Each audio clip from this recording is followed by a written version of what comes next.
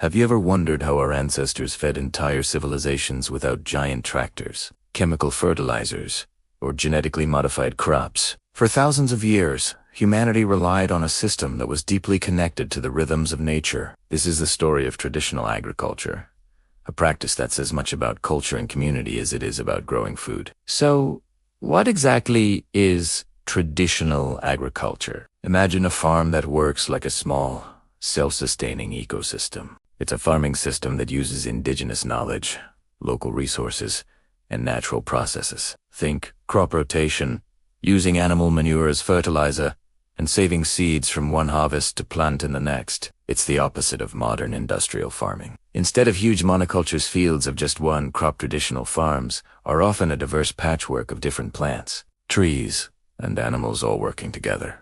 This isn't just old-fashioned farming. It has a sophisticated system built on generations of observation and a deep understanding of the local environment. Let's dive a little deeper into the definition. Traditional agriculture is often called subsistence farming because it primarily focuses on growing enough food to feed a family or a local community. The surplus, if any, might be traded at a local market.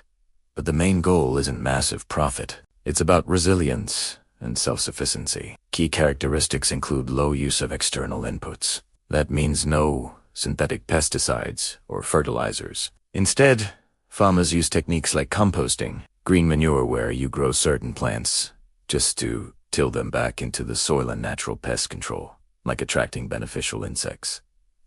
Labor is another huge factor. These farms are typically powered by human and animal effort, not fossil fuels. This hands-on approach creates a very intimate connection between the farmer and their land. Perhaps the most beautiful aspect of traditional agriculture is its biodiversity. Walk onto a traditional farm, and you might see corn, beans, and squash growing together, a classic technique known as the Three Sisters.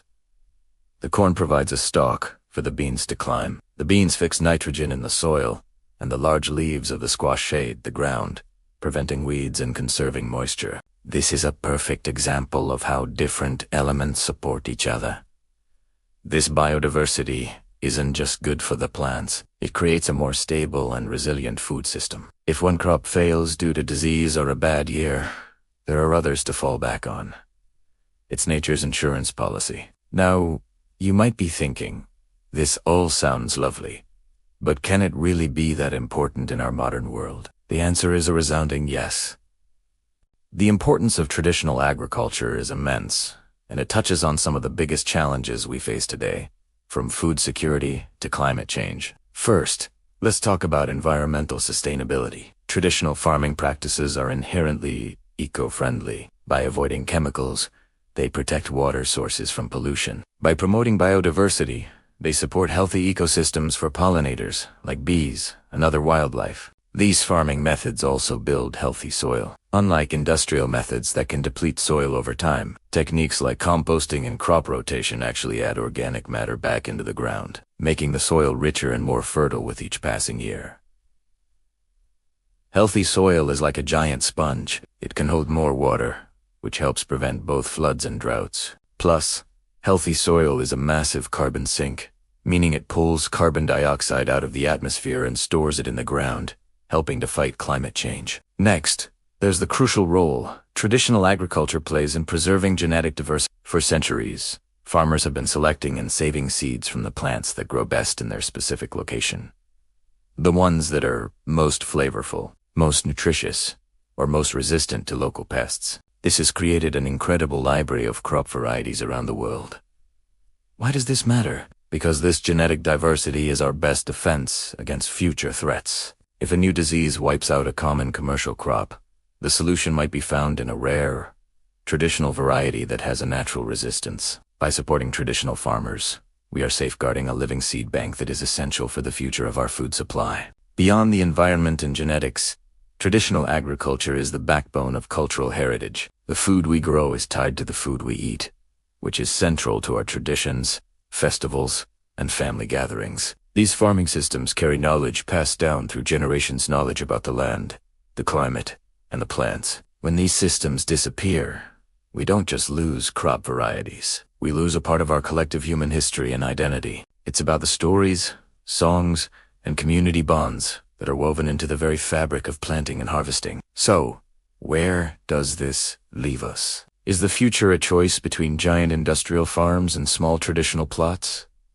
Not necessarily. The conclusion we can draw is that traditional agriculture holds vital lessons for the future of food. It's not about abandoning progress, but about integrating wisdom. We are starting to see a movement towards this integration, often called agro. This approach combines modern scientific understanding with the ecological principles of traditional farming. It's about creating food systems that are productive, sustainable, and fair. Think about the rise of organic farming, permaculture, and community-supported agriculture, or see. These are all modern movements that draw heavily from the principles of traditional agriculture. They prioritize soil health, biodiversity, and local economies. They show that it is possible to feed our communities with nutritious food without destroying the planet. The wisdom of our ancestors is not a relic of the past. It is a roadmap for a more sustainable future. To sum it all up, let's recap the key points. First, traditional agriculture is a holistic system based on indigenous knowledge, using natural processes and local resources with minimal external inputs.